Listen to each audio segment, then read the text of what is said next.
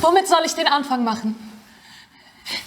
Wie die Worte glücklich stellen, dass sie euch das Herz ergreifen, aber nicht verletzen.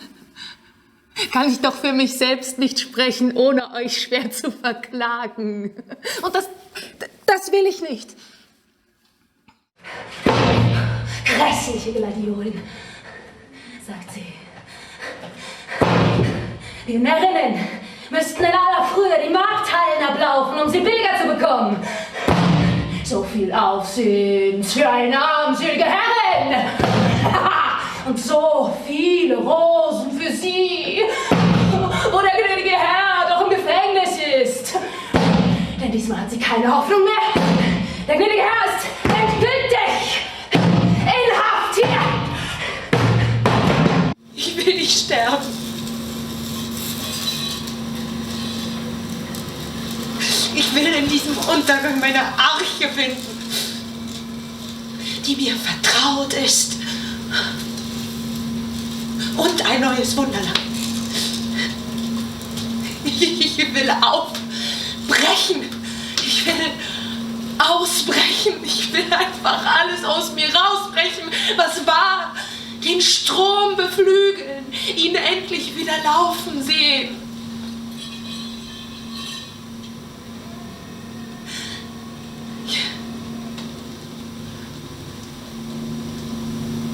Ich will los.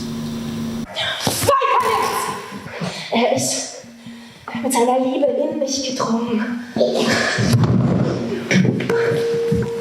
Ophelia. Ja. Welche Sünde, Hamlet? Sie sagen, er nahm ein gutes Ende?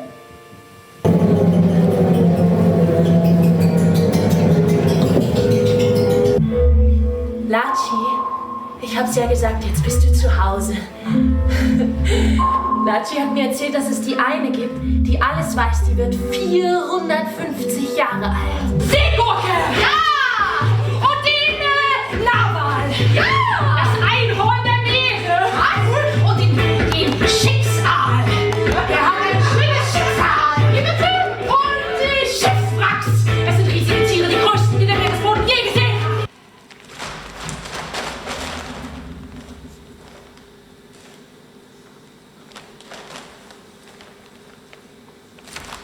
Das Meer verleiht sich uns ein und macht uns gleich.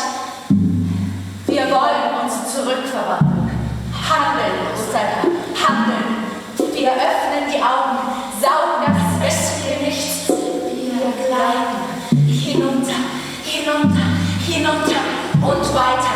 Riechen, reden, rufen, nichts mehr. Ertrinken, Ohnmacht, Nacht, nur noch 3 Minuten und es legt sich ein langer Arm um uns. Hinunter, hinunter, hinunter. Wir sinken 10 Meter ins Wasser. Eiskalt. Rosalia, hast du etwas gesehen?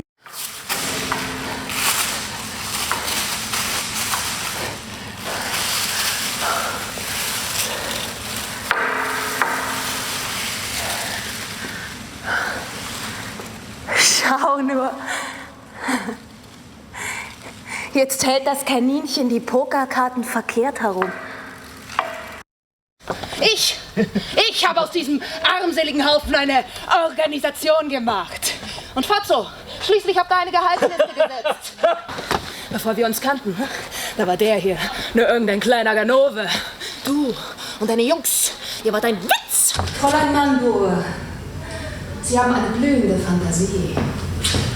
Alles, was ich möchte, ist mein Silvester im Kreise dieser erlesenen Gesellschaft zu genießen. Heute verlassen wir die Stadt und fahren nach Griechenland. Dort an einem ganz einsamen Ort, fernab von allen Menschen, dort wollen wir aussteigen. Und dann machen wir uns im lauschigen Schatten ein Bett für die Nacht. Über Nacht kam der Rurib, so sacht, mit scharfen Seisen, so schwor, und alle der Pracht, die so herrlicher lacht, wo schwatt Und wo traurig liegst da? Seid ihr alle da? Na, wer bin ich? Der Kasperl. Da sind wir hier im Kaspertheater oder was? Das ist nicht der Knöchel, das ist das Knie. Das wusste ich nicht.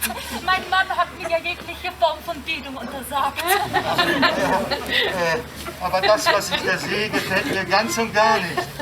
Au, ich meine medizinisch betrachtet. Pardon. Ich musste nämlich massieren. Bitte, bitte. Ja, sehr schön. Ah, wunderbar. Oh, Gut, Ja? ein bisschen weiter oben wäre besser. kein Problem. Oh, ja, eigenartig. Nicht wahr? Ja. Als wäre die Kniescheibe mir zwischen die Beine gerutscht. Also ich muss schon sagen, es war die richtige Entscheidung, sie noch einmal aufzuziehen. Ja. Ja. Ja, was?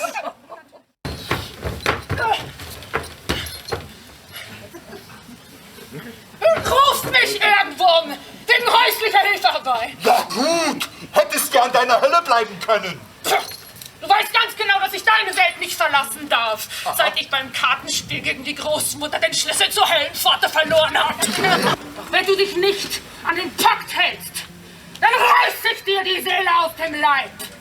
Und wenn du dann im Aufenthaltsraum des städtischen Altersheims in deinem Billig-Rollstuhl sabbernd dahin vegetierst, während im Fernsehen die Ziehung der Lottozahlen läuft, dann werde ich zum großen Tedeum in die Hölle heimkehren! Kommen Sie auf Empfehlung. Sie sind hier wegen Ihrem Prozess. Prozess? Ich arbeite gerade an einer Serie von Sterbebildchen. Eine sehr gute Arbeit. Finden Sie nicht auch?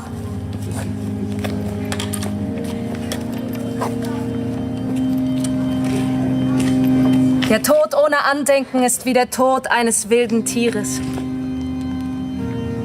Vergessen schon mit dem letzten Atemzug. Noch vor der Verwesung. Nun will ja jeder Richter so gemalt werden, dass er den ehrwürdigen, heiligen Königen im Alten Testament gleicht. Ich habe mir mit dieser Kunst eine unerschütterliche Stellung erarbeitet. Seht euch diese Würmer an. Die kennen ihre leiblichen Väter nicht. Beruht ihre Existenz nicht auch auf einem simplen Betrug? Ja. Ja, eine wirkliche Freisprechung wäre natürlich das Beste für Sie.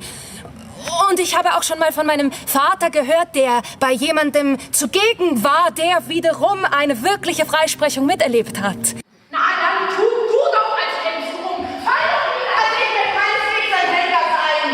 Du sagst mir, dass ich Mord habe. Und hier liegt Julia. Ihre Schönheit macht zur lichten Feierhalle dies Gewölbe. Oh, mein Herz, mein Weib. Der Tod, der deines Odems Balsam sog, hat über deine Schönheit nichts vermocht. Hier will ich bleiben, mit Würmern, die dir Dienerinnen sind. Komm, Mitra-Führer. Verzweifelter Pilot, treib auf einmal dein stumm erkranktes Schiff gen Felsenbrandung. Dies trinke ich dir, wo du auch stranden magst.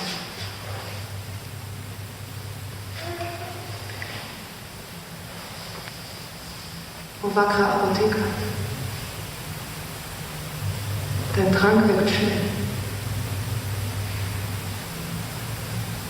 Und so im Kusse sterb ich.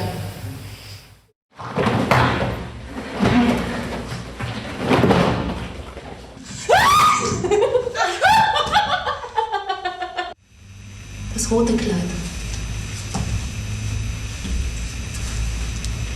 Gnädige Frau, werden das rote Kleid anziehen.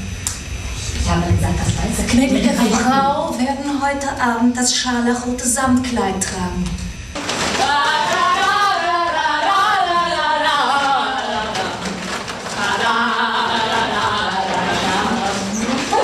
Ihr seid unsere Spiegel, unser Ventil, unser Schandmal, unser Abschaum. Jetzt mache ich Schluss mit so einer Versage.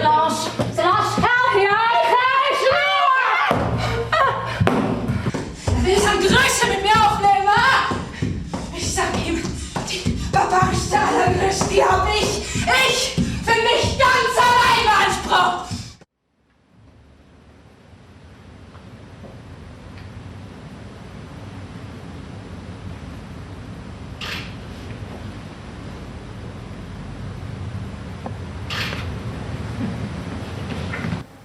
Abraxas? Wird es Felder geben auf Planet X? Und begrünte Höhen? Weiche Sandstrände? Moosige Wälder, silberne Seen?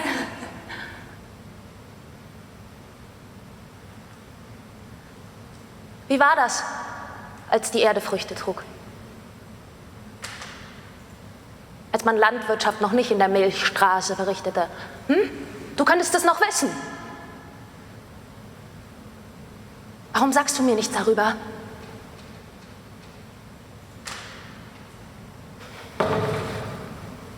Es ist eine blaue Raube. Und wie groß die ist. Einmal um das ganze riesige Schachfeld herum.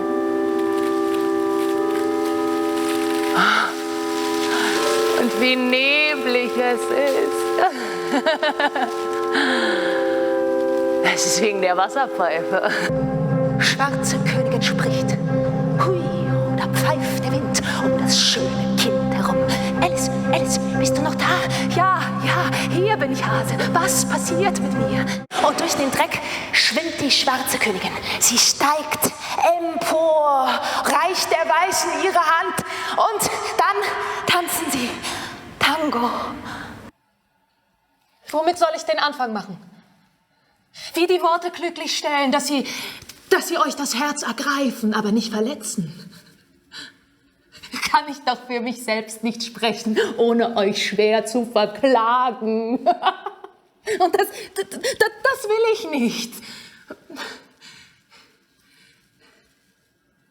Ihr habt an mir gehandelt, wie mich recht ist.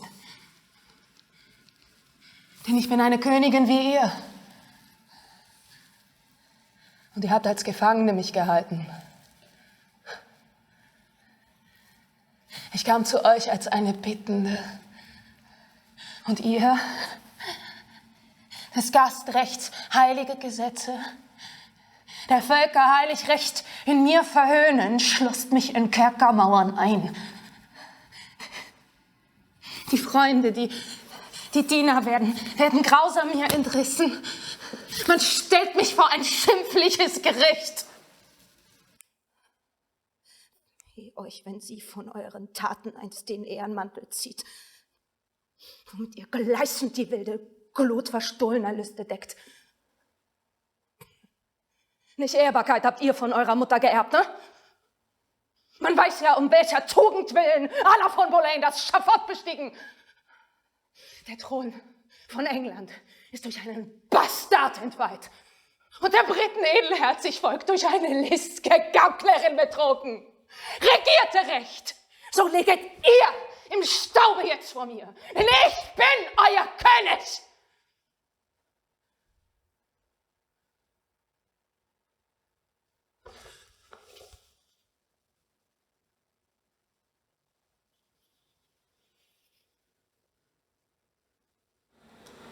Aber finden Sie diese Gedanken nicht einfach nur überheblich?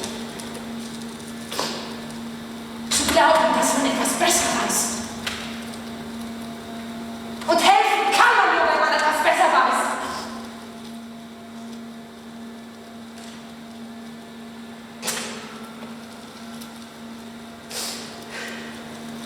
Ich sehe in den Spiegel.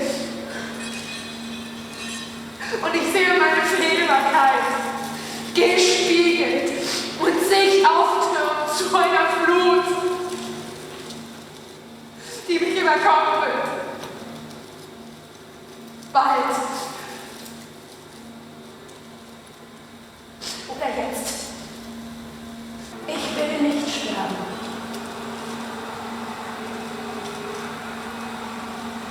Ich nicht.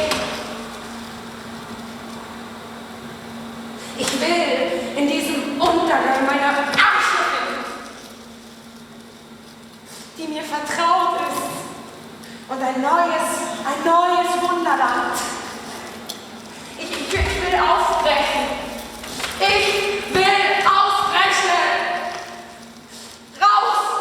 Endlich alles aus mir herausbrechen, was war. Ich will den Strom beflügeln und endlich wieder Lauf wechseln. Ich will!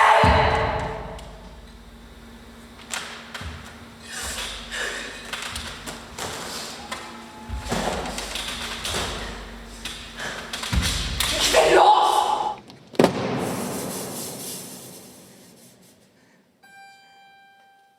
Der tote Junge im Gartenteich hinter dem Pfarrhaus. Ein Offizier hatte ihn zu meinen Eltern in Betreuung gegeben. Nun war er ertrunken.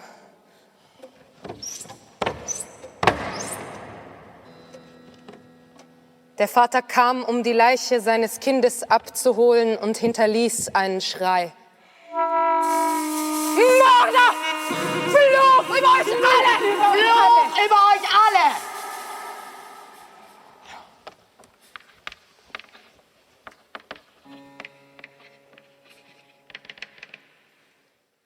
Das war 2 Jahre, bevor ich das Licht der Welt erblickte. 2 Monate vor meiner Geburt löste sich dieser böse Fluch ein. Mein 2-jähriger Bruder Bernhard fiel in eben diesen Teich und ertrank. Ich trug die Schuld, die geerbte. Ich, Annemaries Schuld, einfach so.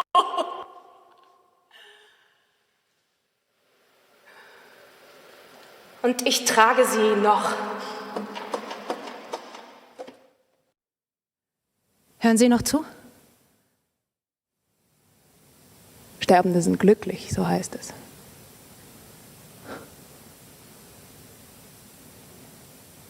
Ich bin nicht glücklich.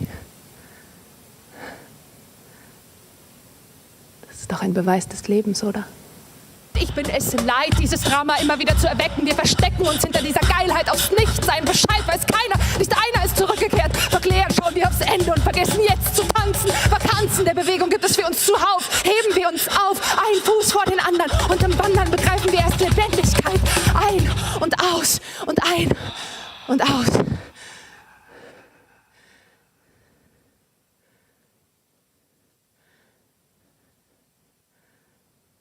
Dann hinaus.